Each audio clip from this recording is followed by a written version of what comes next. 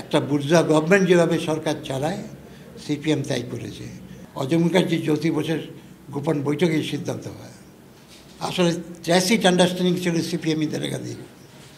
250 কর্মীকে হত্যা করে সিপিএম এই পিরিয়ডে। সিঙ্গুর আন্দোলনটা এসইউসিআই এর, মমতা বন্দ্যোপাধ্যায়ের নয়।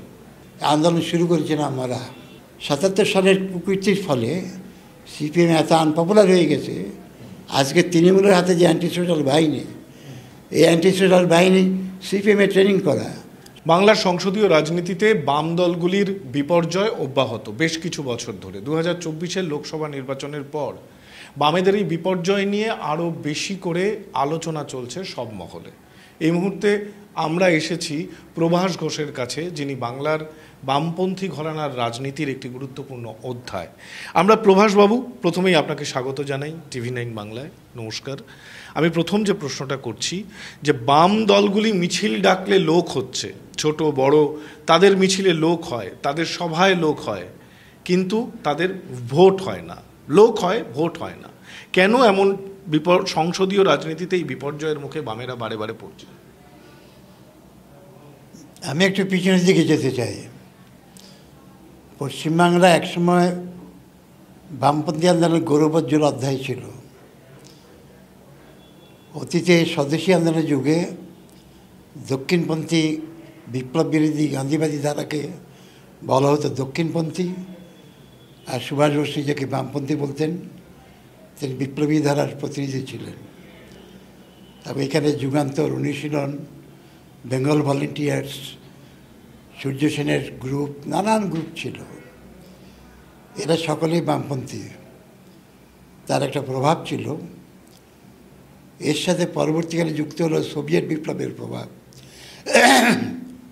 বিশেষত দ্বিতীয় মহাযুদ্ধের পর ওয়ান স্টালিনের প্রেস্টিজ, সোভিয়েত ইউনিয়নের প্রেস্টিজ, যাকে আইনস্টাইন, রোমারোলা, রবীন্দ্রনাথ, শরৎচন্দ্র, প্রেমচাঁদ সকলে অভিনন্দন জানিয়েছিলেন। একে ভিত্তি করেই ঐক্যবদ্ধ সিপিআই শক্তি বাড়ায়। ঐক্যবদ্ধ সিপিআই ভাঙন হয় 64-এ সিপিএম। আপ টু 66 একটা মিলিটেন্ট রোল ছিল কংগ্রেস বিরোধী আন্দোলনে, এবং খাদ্য আন্দোলন 59, 66, তার আগেও বহু আন্দোলন হয়েছিল। কলকাতা শহরে ব্যারিকেড ফাইট, থানা দখল, এসব অনেক কিছু হয়েছে। এইসব নিয়েই সিপিআই সিপিএমের শক্তি বৃদ্ধি হয়েছিল।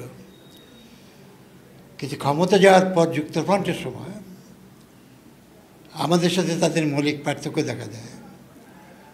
আমরা বলি যে বামপন্থী দল ক্ষমতা যাবে, একটা বুর্জোয়া দলের মতো সরকার চালাতে পারে না।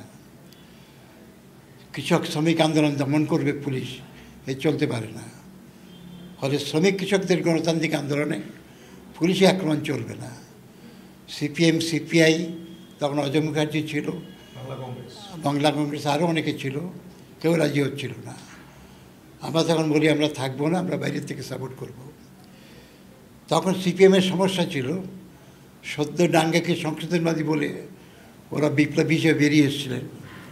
ফলে আমাদের বক্তব্য বাইরে গেলে ওদের কর্মীদের মধ্যে প্রশ্ন জাগত। ভাবলো এসোসিয়াই কমিউনিস্ট ছোটো পার্টি, লিখে নিলেই হলো আর কি। আর আমাদের বেকায়দা ফেলার জন্য লেবার মিনিস্ট্রি দিল সুবোধ ব্যানার্জি। তিনি প্রথমেই ডিক্লেয়ার করলেন কমরেড শিবদাস ঘোষের এই শিক্ষা, যে যুক্তমান সরকার গণ আন্দোলনে পুলিশে হস্তক্ষেপ করবে না। পশ্চিমবাংলা একটা গণ আন্দোলনের জোয়ার এসেছিল। টাটা, বিড়লা এরা সব আতঙ্কিত হয়ে গেল, এসওসিকে সরাতে হবে। এবং দ্বিতীয় ফ্রন্ট, যুক্তফ্রন্টে সরিয়ে দিল মালিক শ্রেণীর চাপে। পরবর্তীকালে দেখা গেল অজয় মুখার্জি জ্যোতি বোসের গোপন বৈঠকে সিদ্ধান্ত হয়। আমাদের পূর্তমন্ত্রী দেয় এই শহীদ ক্ষুদিরামের মূর্তি, শহীদ মিনার, এই সবই কমরেড সুবোধ ব্যানার্জির সময় আরও অনেক তিনি প্রতিষ্ঠা করে গেছেন। তারপর সিপিএম একা গভর্নমেন্ট করে বলে 71-এ যুক্তফ্রন্ট সরকার 70-তে ভাঙে। 71-এ বলে তারা পার্টিভিত্তিক সরকার হবে না, শ্রেণীভিত্তিক সরকার, মানে ওরাই করবে গভর্নমেন্ট। সেই প্রচেষ্টা ব্যাহত হয়। এরপর 72 সালে কংগ্রেস ক্ষমতায় আসে। কংগ্রেস ব্যাপক আক্রমণ করে আমাদের উপর, ওদের উপরে, এইসব জিনিস ঘটে। তারপরে আরেকটা ঘটনা ঘটে, 71 সালে আমাদের সাথে ওরা ঐক্য ভাঙে, 72 সালে আবার ঐক্য চায়। 72 সালে ইলেকশন প্রচণ্ড রিগিং করে সিদ্ধার্থ রায়। এরপর 73-74 সালে ভারতবর্ষব্যাপী একটা বিরাট গণ আন্দোলন হয়, যেটা জেপি মুভমেন্ট বলে পরিচিত। আমরা চেয়েছিলাম সিপিএম সিপিআই আমরা সকলেই এই আন্দোলনে ঢুকে নেতৃত্ব দিই। যেহেতু জনসংঘ আরএসএস আছে, সিপিএম বললো আমরা যাব না। সিপিআই সরাসরি ইন্দিরা গান্ধীকে সাপোর্ট করছিল। আসলে ট্যাসিট আন্ডারস্ট্যান্ডিং ছিল সিপিএম ইন্দিরা গান্ধীর। আমরা বললাম জনসংঘ আরএসএস আছে, যেহেতু আমরা বামপন্থীরা নাই, লেট আস গো দেয়ার এবং এক্সপোজ দেম। তারা রাজি হলো না। আমরা ছিলাম এই মুভমেন্টে। জেপি মুভমেন্ট নিয়েও তো সিপিএম এর বক্তব্য ছিল যে এটা বড় বুর্জোয়া বনাম ছোট বুর্জোয়ার দ্বন্দ্ব। সে যাই, ওরা রাইটিস্টরা করছে, দক্ষিণপন্থীরা করছে, মূলত আরএসএস জনসংঘ আছে, এসব প্রশ্ন বলেছিল আর কি। আমরা এটাকে কন্ডেম করি। আমরা বলি আমাদের নেতৃত্ব দেওয়া উচিত ছিল। লেনিনের মতো লোক, একজন ধর্মযাজক, যারের দালাল, শ্রমিকদের বিভ্রান্ত করে মিছিল করেছিল, যার কাছে পিটিশন 1905-এ। লেনিন বলেছিলেন এই মিছিলে বলশেভিকদের যেতে হবে, তাকে এক্সপোজার দেওয়ার জন্য। যার ফায়ারিং করে মারে, বলশেভিকরাও মারা যায়, কিন্তু তাকে এক্সপোজার দেওয়ার জন্য লেনিন গিয়েছিলেন। যাই হোক, তারা গেল না। এবং তখন আমরা তাদের সমালোচনা করায় আমাদের সাথে ঐক্য ভাঙে, যে সমালোচনা করে চলবে না।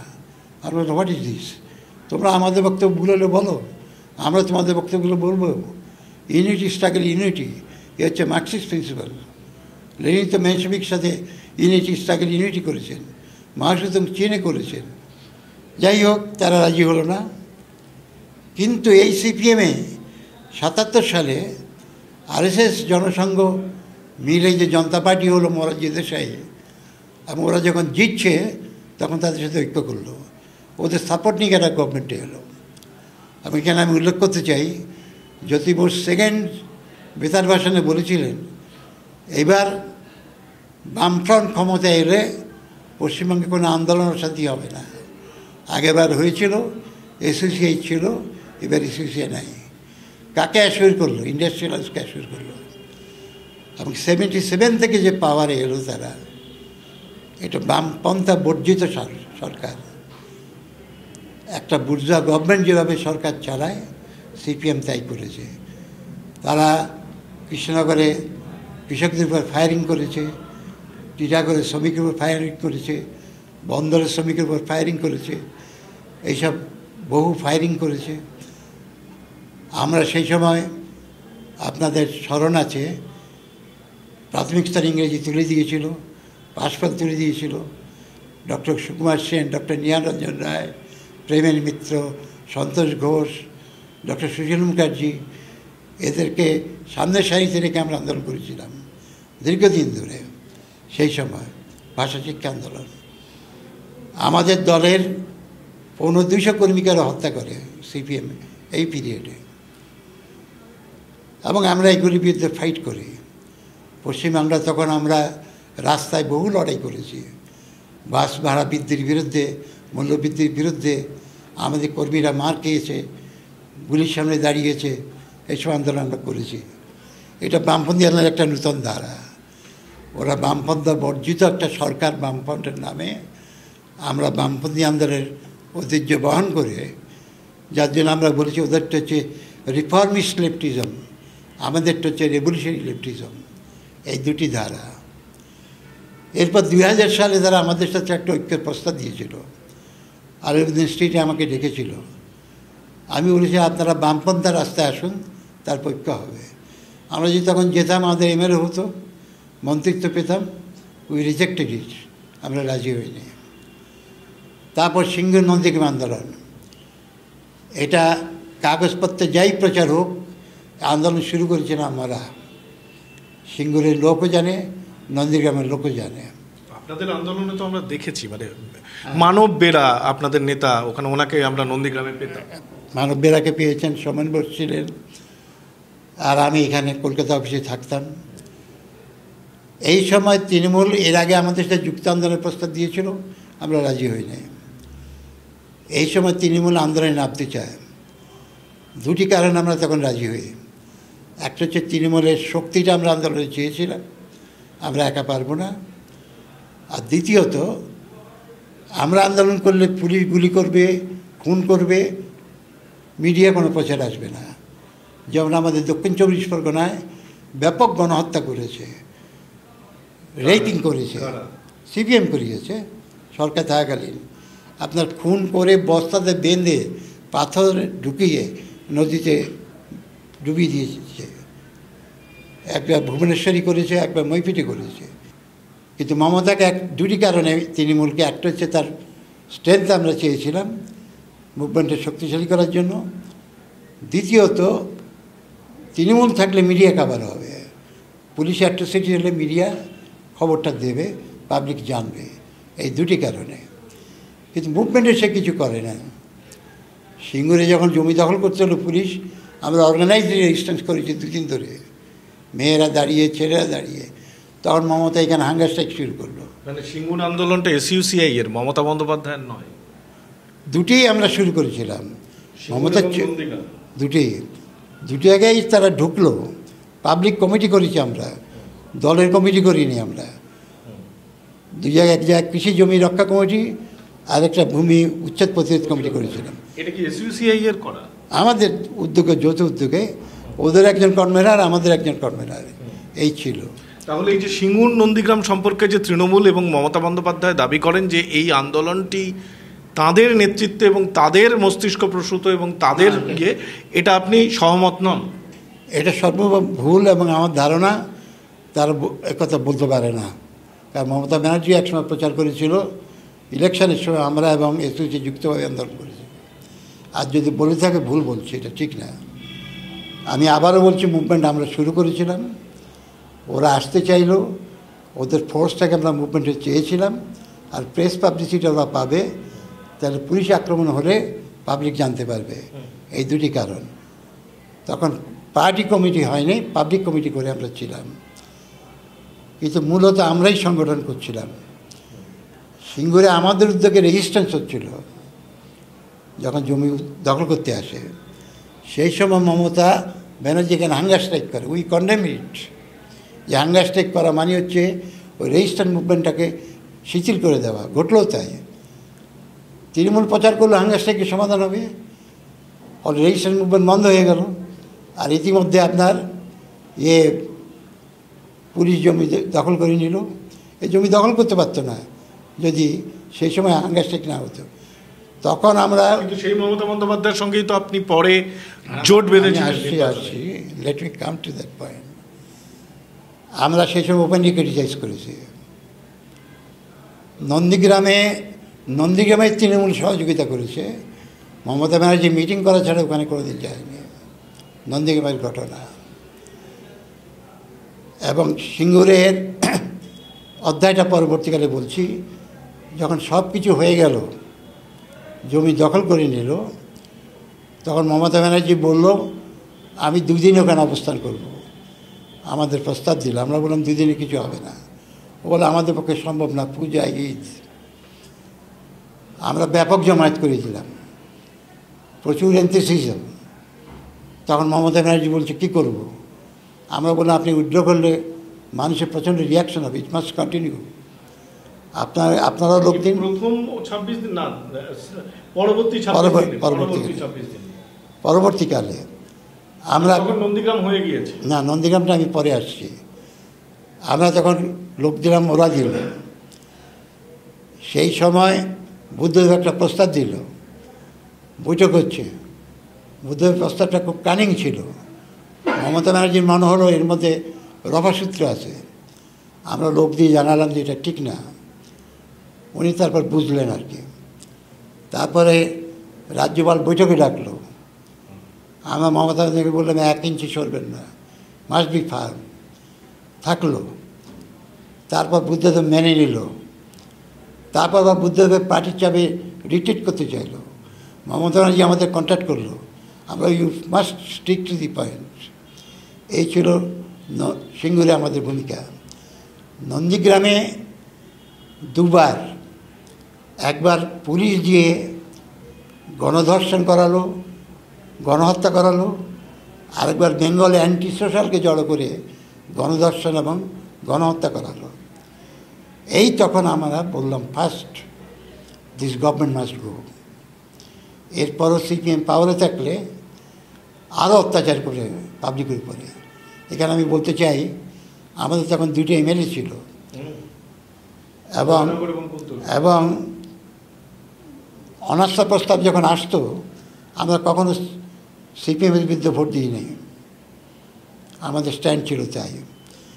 কিন্তু এইটার ঘটনার পর নন্দীগ্রামের আমরা ফার্স্ট বললাম দিস গভর্নমেন্ট মাস্ট গো, মানে আগামী নির্বাচন তাকে পরাস্ত করতে হবে। এরই ভিত্তিতে তৃণমূলের তরফ থেকে আমাদের কাছে ঐক্যের প্রস্তাব আসে। হাইকোর্টের একজন নামকরা উকিল, তার নাম আমি বলতে চাই না, তিনি মিডিয়েট করেন। তিনি বলেন আপনারা একা দাঁড়ালে আপনার কম ভোট পান, কিন্তু আপনাদের পার্টির প্রেস্টিজ আছে, আপনাদের সাথে যে কোনো দল যুক্ত হলে কিন্তু ভোট বাড়বে। আর আমরা জানতাম আমরা না থাকলেও তৃণমূল যদি এই নির্বাচনে লড়ে তাহলে তৃণমূল কিন্তু জিতবে। তৃণমূল সেটা বুঝতে পারেনি। আমরা জয়েন করলাম দুটি কারণে। একটা হচ্ছে এই তৃণমূলকে কন্ডিশন দিলাম যে তোমরা সিপিএমকে আক্রমণ করতে পারো ভোটে, কিন্তু বামপন্থা এবং মার্ক্সবাদকে আক্রমণ করতে পারবে না। তারা এটা মেনে নিয়েছে। আর দ্বিতীয় আরেকটা কারণ আমরা বলেছি যে এই মুভমেন্টে যে তোমাদের দল আমরা ছিলাম, it must go to the public. Trinamool তা করেছে। কিন্তু তার সাথে আরেকটা কথা বলেছি, the moment you are in government আমরা কিন্তু রাস্তা লড়াই থাকবো। এরপর ইলেকশন ওরা আমাদের মিনিস্ট্রি অফার দিয়েছিল, উই রিজেক্টেড ইট। এবং আমরাই প্রথম তৃণমূল সরকারের বিরুদ্ধে পশ্চিমবাংলা আন্দোলন করি। আমাদের দুটি কর্মীদের চোখ চলে যায় লাঠিচার্জের ফলে। তৃণমূলের সঙ্গে আতাতের পর আপনাদের যে দীর্ঘদিন ধরে দুজন এমএলএ আপনাদের একেবারে সেখানে দুর্গ ছিল, জয়নগর কুলতলি মানেই এসইউসিআই, সেই দুটো দুর্গ তো টলে গেছে। সেটা অন্য কারণ, তৃণমূলের সঙ্গে যাওয়ার একদম আদৌ না। ওখানে আমাদের মানে 17-18 বছরের কর্মী হতে শুরু করে 60-65 বছর বৃদ্ধ নেতা প্রত্যেকটি অঞ্চলে ব্যাপক গণহত্যা করেছে। সিপিএম করেছে। এই গণহত্যার ফলে আমাদের সাংগঠনিক একটা দুর্বলতা সৃষ্টি হয়ে গেছে। কিন্তু সেই সময় তো আপনাদের ওখানে প্রতিনিধি ছিলেন, বামেদের আমলে ছিল, তৃণমূলের প্রথম জমানাতেও আপনাদের ছিল। কিন্তু আমাদের এই যে লিডারশিপ ক্রাইসিসটা একটা বড় সমস্যায় দেখা গেল। অনেকে বার্ধক্যে মারা গেল, আর অনেকে খুন জখমে মারা গেল। তারপরে একটা ভ্যাকুয়াম ইন দ্য লিডারশিপ হলো। এই ভ্যাকুয়ামটা আজও আমরা ফিল আপ করতে পারিনি। This is the condition. কিন্তু আমি তারপরেও বলছি, আপনারা যখন ব্রিগেড ডাকলেন, ব্রিগেডে মাঠ ভরিয়ে দিলেন। অনেক রাজনৈতিক দল বাড়াতে পারবে না, সিপিএমও ব্রিগেড ডাকলে মাঠ ভরিয়ে দেয়। আমার প্রশ্ন একটাই ছিল না, কিন্তু আপনারা ভোটে আসন কেন পাচ্ছেন না?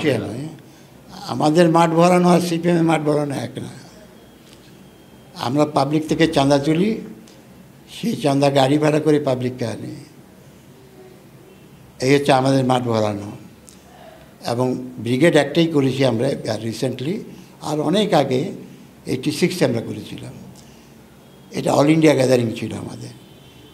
এটা প্রায় 3 লক্ষের কাছাকাছি ছিল আমাদের গ্যাদারিং। এটা প্রবল ইমোশন থেকে এসেছে, কমরেড শিবদাস ঘোষের প্রতি আর কি। আমাদের পার্টি ইলেকশনটা এখন দাঁড়িয়ে গেছে পোলারাইজেশন ইলেকশন। দুটি পক্ষ, হয় এই পক্ষ না এই পক্ষ। মিডিয়া এইভাবে উপস্থিত করে। আমরা যখন জিততাম, সুবোধ ব্যানার্জি যখন জিতত, আজকে সুবোধ ব্যানার্জিও জিততে পারবে না। সুবোধ ব্যানার্জি যখন জিতত, তো নামকরা পার্লামেন্টারিয়ান ছিলেন, তখন কোথায় টিভি, খবর কাগজে গ্রাম যেত না। এখন টিভি ঘরে ঘরে, খবরের কাগজ যায়, ফলে কোন পার্টি কাগজ সমানে প্রচার করছে, টিভি সমানে প্রচার করছে, একটা পোলারাইজেশন হাওয়া থাকে। এটা মিডিয়া তৈরি করছে, মিডিয়াই তৈরি করেছে। এর পিছনে ক্লাস ব্যাকিং আছে, বুর্জোয়া ক্লাসের ব্যাকিং আছে। দুই পক্ষের লড়াই, অল ইন্ডিয়া স্কেলও, পশ্চিমবাংলাও।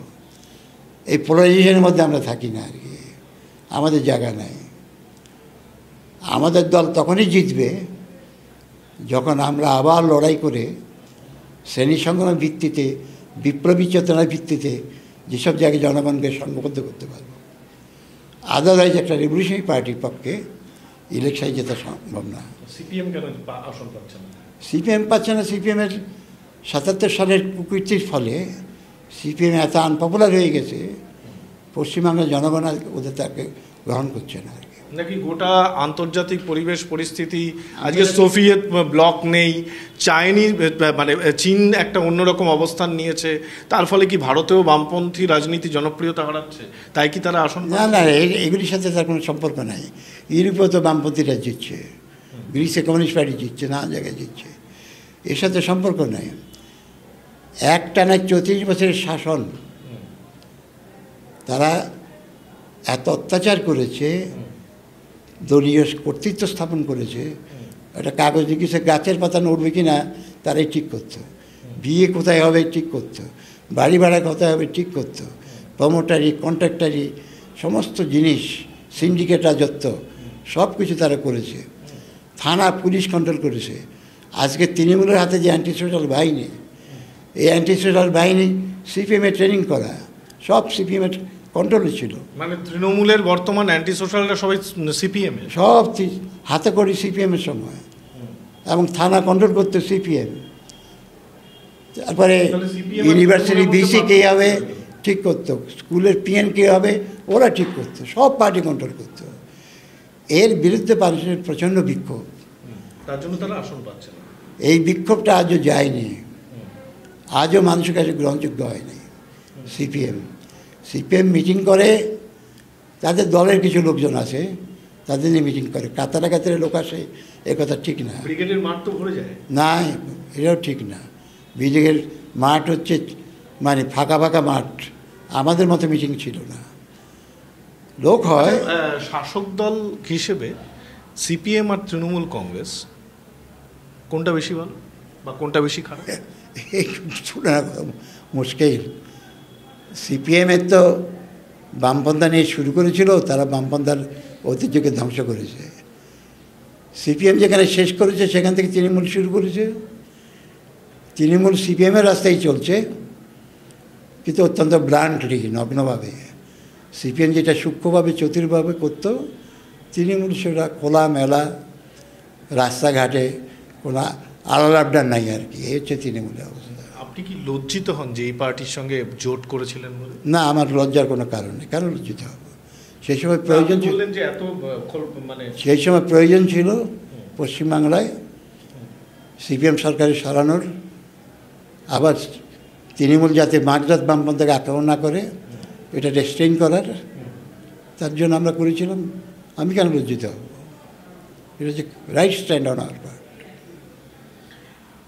তৃণমূল কংগ্রেস এত বড়, আমরা একটা বিপ্লবী বামপন্থা নিয়ে আর একটা ধারা আমরা চলছি পশ্চিমবাংলা এবং ভারতবর্ষে। এই যে দুটি জোট অল ইন্ডিয়া ফাইট করলো, ইন্ডিয়া জোটে সিপিএম সিপিআই লিবারেশন ছিল, আমরা একক লড়াই করেছি। আমরা একা 151টি সিটে লড়েছি গোটা ভারতবর্ষের সব জায়গায়, এবং আমাদের লক্ষ্য ছিল জনগণের সামনে সর্বারা বিপ্লবের লাইনকে নিয়ে যাওয়া, পুঁজিবাদ বিরোধী সংগ্রামী দৃষ্টিভঙ্গি নিয়ে যাওয়া। দুটি জোটে পুঁজিবাদের প্রতিনিধি, এটা আমরা দেখিয়েছি। বিজেপির বিরুদ্ধে আক্রমণ ছিল আমাদের, বিজেপির ঔদ্ধত্য, উগ্র হিন্দুত্ব, মুসলিম বিরোধী সাম্প্রদায়িকতা। আর মোদি তো গডম্যান হয়ে গেছিলেন, মানে গডের সন্তান। এক পবন মিত্র ছিল, আর কর্ণদা বিকট পৌরাণিক কাহিনী। তো মোদির ফাদার কোন গড অবশ্য আমাদের জানা নেই। এইসব কাণ্ড আর কি, ফলে তার ধাক্কা খাওয়ার দরকার ছিল। তারাই তো বড় শত্রু। তারা তাদের এই ধাক্কা খাওয়ার দরকার ছিল। আবার আমরা একই সাথে বলেছি কংগ্রেস ইজ নট সেকুলার এবং ডেমোক্রেটিক। সেকুলারিজম কথার একটা মানে আছে, যেটাকে বিকৃত করছে ইভেন সিপিএম সিপিআইও। সেকুলারিজম কথা হচ্ছে, সুভাষ বলেছেন, রাজনীতির সাথে ধর্মের সম্পর্ক থাকবে না, রাজনীতি, শিক্ষা, সংস্কৃতি ধর্মবর্জিত, ধর্ম হবে ব্যক্তিগত বিশ্বাসের বিষয়। রবীন্দ্রনাথ তাই বলতেন। এরা সেকুলারিজম মানে হচ্ছে সব ধর্ম নিয়ে আমরা চলব। ঠিক যে কারণে আপনি বিজেপিরও বিরোধিতা করছেন, কংগ্রেসেরও বিরোধিতা করছেন, সিপিএমও কিন্তু সেই একই জায়গা থেকে বিজেপিরও বিরোধিতা করছে, তৃণমূল কংগ্রেসেরও বিরোধিতা করছে এবং আলাদা করে লড়াই করছে। সেই লড়াইয়ে সাফল্য মানে আসন পাওয়ার ক্ষেত্রে সাফল্য এসইউসিআইয়েরও হচ্ছে না, সিপিএমেরও হচ্ছে না। আসন সাফল্য হবে আমরা আশা করিনি, বলিও নেই পাবলিককে। আমরা কোনো ফলস ক্লেম করি নাই। আমরা ইলেকশনে দাঁড়িয়েছি আমাদের বৈপ্লবিক বক্তব্য পৌঁছে দেওয়ার জন্য আর জনগণের সাথে সংযোগ স্থাপন করার জন্য। এই দুটি ক্ষেত্রে আমরা আশাতীতভাবে সফল হয়েছি। গোটা ভারতবর্ষে আমাদের বক্তব্য আমরা পৌঁছাতে পেরেছি। প্রায় সব রাজ্যে আমরা লড়েছি, দু একটি রাজ্য বাদ দিলে এই বক্তব্য নিয়ে গেছি এবং আমরা বহু যোগাযোগ পেয়েছি। বামপন্থী মনোভাবসম্পন্ন মানুষ আমাদের সাথে যুক্ত হয়েছে এবং সিপিএমেরও নিচু তলার অনেকে আমাদের সাথে যুক্ত হয়েছে এবং তারা আমাদের সমর্থন করছে। এটা আমাদের বিরাট গেইন। সিপিএম ছেড়ে এসইউসিআই করছে, এও এসছে কিছু, কোথায়, বাংলায় না বাংলা? বাংলাতেও এসছে, বাইরেও এসছে। এবং আপনারা নিশ্চয়ই লক্ষ্য করেছেন ইন্দোরে কংগ্রেসের প্রার্থী বিজেপি থ্রেটনিংয়ে উইথড্র করলো, আমাদের প্রার্থী উইথড্র করে নাই। এবং সিপিএম কী করলো? সিপিএম ঘোষণা করলো যে নো ভোট, মানে আমাদের প্রার্থীকে ভোট দেবে না। আমি এখানে ধন্যবাদ জানাবো সিপিআইকে, তারা বলেছিল এসইউসিকে ভোট দেবো আমরা। ইন্দোরের ঘটনা নিশ্চয়ই আপনারা লক্ষ্য করেছেন। তো গোটা ভারতবর্ষব্যাপী লড়াইটা আমরা করেছি। আমরা যা চেয়েছি উই হ্যাভ, মানে আশাতীতভাবে আমরা সফলতা লাভ করেছি। হাজার হাজার লোকের সাথে আমাদের যোগাযোগ হয়েছে, যারা আমাদের দলের সাথে যুক্ত হয়েছে পশ্চিমবাংলার বাইরে। আমরা এখন তাদের সাথে যোগাযোগ করছি, ডিসকাস করছি। সিপিএমের কর্মীও কিছু যুক্ত হয়েছে। আরেক দল সিপিএম কর্মী আমাদের বক্তব্যের সাথে একমত, কিন্তু এতদিন পার্টি করেছি কী করে ছাড়ি, দ্বিধাগ্রস্ত। তাদের অবস্থা হচ্ছে এই। ফলে সিপিএম সিপিআই যে বামপন্থী ধারা, সেটা যথেষ্ট উইকেন্ড হচ্ছে এবং যে পথে তারা চলছে এটা উইকেন্ড হবে। আরেকটা বামপন্থী ধারা যেটা আমরা গড়ে তুলেছি, এসইউসি, বৈপ্লবিক যেটা বামপন্থা, আমরা ক্রমশ শক্তিশালী হচ্ছি এবং আমরা চাই গণ আন্দোলন গড়ে তোলা, শ্রেণী সংগ্রাম গড়ে তোলা পুঁজিবাদের বিরুদ্ধে। এবং তাতে যদি সিপিএম আসে, সিপিআই আসে, খুব ভালো, আন্দোলনে সামিল হয়।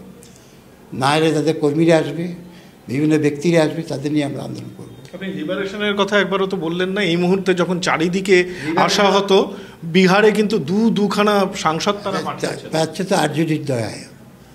আরজেডি ছাড়া তারা জিতত। সিপিএমে একটা সিট জিতেছে মাত্র নিজের শক্তি চেক করে। তো ওরা আরজেডির সাহায্য নিয়ে বিজেপি যেমন করেছে হিন্দু মুসলিম কমিউনালিজম, ইন্ডিয়া জোটে করেছে কাস্টিজম। একটা কথাই চালু হয়ে গেছে সোশ্যাল ইঞ্জিনিয়ারিং, মানে কোন কাস্ট কাকে সাথে লিঙ্ক করে কীভাবে ভোট পেতে হয়। এরা সকলেই তাই করেছে, লিবারেশন তাই করেছে। এটা কি বামপন্থার ভোট? একা দাঁড়িয়ে আপনি গণ আন্দোলনে তবু সিপিআই সিপিএমকে সামিল করবার পক্ষে, তবু আপনার না নেই, কিন্তু লিবারেশনের ব্যাপারে আমার কোনো আপত্তি নেই। আন্দোলনে যদি আসে আমরা নিশ্চয়ই তাদের চাইব। এমনকি তারা যদি আন্দোলন করে, যদি সত্যি সেটা গণ আন্দোলন হয়। লিবারেশন যে দুটো আসন পেয়েছে, আপনি একজন বামপন্থী নেতা হিসেবে এটাকে ভালো চোখে স্বাগত জানিয়েছেন বা খুশি হয়েছেন? আমার স্বাগত জানাবার কিচ্ছু নেই এখানে, কারণ তারা যে জোটের সাথে গেছে সে জোটটা হচ্ছে আরেকটা বুর্জুয়া জোট। দুটি বুর্জুয়া জোটের লড়াই আমরা কী করে ওয়েলকাম করব? আমরা তো এটাকে কন্ডেম করেছি। It is opportunistic alliance only to get some seat. আমি আপনার কথা বুঝতেও পারছি এবং আপনি যে কথাটি বলছেন, অতীতেও অনেক গুরুত্বপূর্ণ নেতা এই কথা বলেছেন। কিন্তু বাস্তবতায় আমরা বর্তমানে একটা জিনিস দেখতে পাচ্ছি যে ধরুন তৃণমূল কংগ্রেস, ধরুন কংগ্রেস, তারা মানুষকে বেশ কিছুটা সার্ভ করছেন প্রচুর সুরক্ষা প্রকল্পের মাধ্যমে। আমি আপনার কথা গুরুত্ব দিয়ে বলছি, কিন্তু ধরুন যে মানুষ পাচ্ছেন, যে মানুষের খিদে আছে, সে মানুষ ওই দলগুলির বা ওই সরকারের কাছ থেকে সুরক্ষা পাচ্ছেন, স্বাভাবিকভাবে সেখানে তো ভিড় বাড়বেই। এই সুরক্ষা প্রকল্পগুলো বা এই যে ধরুন এই যে লক্ষ্মীর ভাণ্ডার, একে কি আপনি জনমুখী বলবেন? লক্ষ্মীর ভাণ্ডার আর যাই ভাণ্ডার হোক, এগুলি তো অনুদান।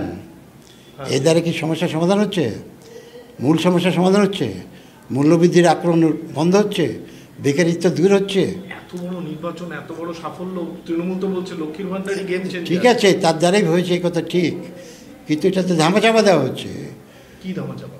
মূল যে সমস্যা, বেসিক প্রবলেমস অফ লাইফ, আনএমপ্লয়েডদের এমপ্লয়মেন্ট হচ্ছে।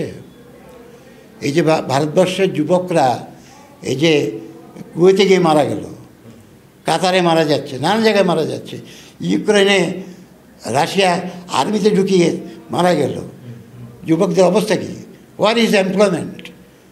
কারণ পুঁজিবাদ কলকারখানা বন্ধ করছে সব, পুঁজিবাদের ক্রাইসিস, বাজার সংকট, মানুষকে শোষণ করার ফলে মানুষের ক্রয় ক্ষমতা নেই, ফলে ইন্ডাস্ট্রিয়াল ক্রাইসিস, রিসেশন, ফলে ছাঁটাই করছে।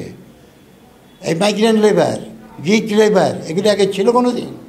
কন্ট্রাকচুয়াল লেবার, পার্মানেন্ট লেবার নিচ্ছে না, তারপরে ওয়েজ কাট করছে। তো এগুলো যে বেসিক প্রবলেমস অফ লাইফ, এইগুলো কোথায় সমাধান হচ্ছে? বলে আপনাকে কিছু দয়া দাক্ষিণ্য দিয়ে এগুলি সমাধান হয়? আর এই টাকা কোত্থেকে দিচ্ছে? এটাকে কোনো পার্টিদের টাকা? এটা পাবলিক মানি, গভর্নমেন্টের টাকা। এই টাকা কোথায় পাচ্ছে গভর্নমেন্ট? ট্যাক্সেশন থেকে। এই পেট্রোল ডিজেলের উপরে কেন্দ্রীয় সরকার ট্যাক্স, রাজ্যের শেষ। এই যে রাজ্য অর্ডারের মধ্যে দোকান করে মুনাফা লুটছে, নানান ট্যাক্স বসাচ্ছে, যার জন্য জিনিসপত্রের দাম বাড়ছে। সেই টাকা দিয়ে থেকেই লক্ষ্মীর ভাণ্ডার, এই ভাণ্ডার, সেই ভাণ্ডার সব করছে। আপনি কি লক্ষ্মীর ভাণ্ডারের বিরোধিতা করেন? আমি বিরোধিতা করছি না, সমর্থনও করছি না। কিন্তু মানুষ গ্রহণ করছে এবং তাতে পার্টিসিপেট করছে। করছে তাদের অভাব দারিদ্রের জন্য করছে। এই অবস্থা আপনি যাকে যে 2 টাকা দিলেও সে নেবে, তার যখন কিছু নেই সে নিচ্ছে। কিন্তু সেটা একটা বিরাট কিছু বলে আমি হাততালি দেওয়ার তো লোক না। আমার বক্তব্য যে বেসিক প্রবলেমস অফ লাইফ যতক্ষণ পুঁজিবাদ আছে সলভ হবে না। তাহলে মেইন এনিমি ক্যাপিটালিজম।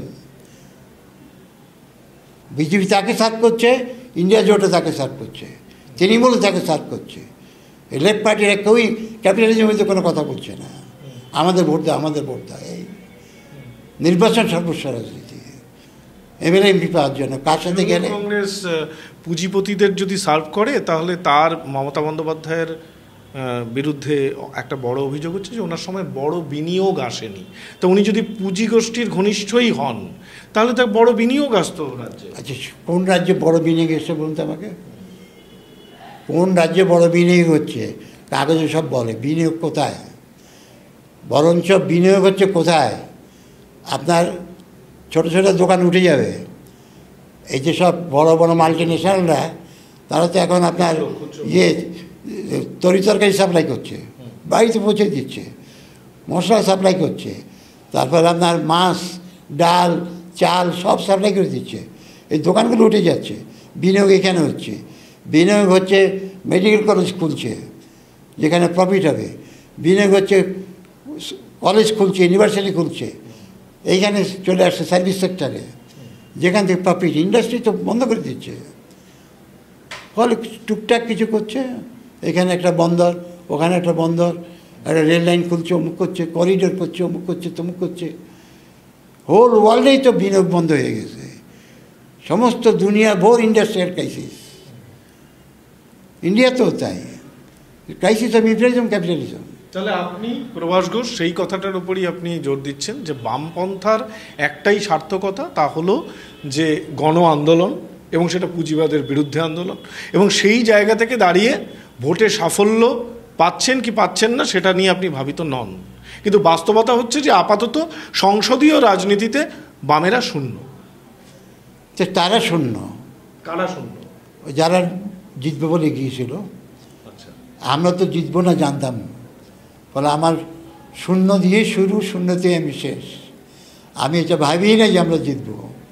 আমি তো বলেছি আমার দুটি লক্ষ্য ছিল, একটা হচ্ছে আমাদের বক্তব্য প্রচার করা, মানুষ ওয়েলকাম করেছে সমস্ত জায়গায় আমাদের বক্তব্য। দ্বিতীয়ত আমরা যোগাযোগ স্থাপন করতে চেয়েছি, আমরা ব্যাপক যোগাযোগ পেয়েছি, আমাদের পার্টির শক্তি বেড়েছে অনেক। তা এই আপনি গ্রিসের উদাহরণ দিলেন, ইউরোপের আরও বহু দেশে বামপন্থীরা উত্থান ঘটছে।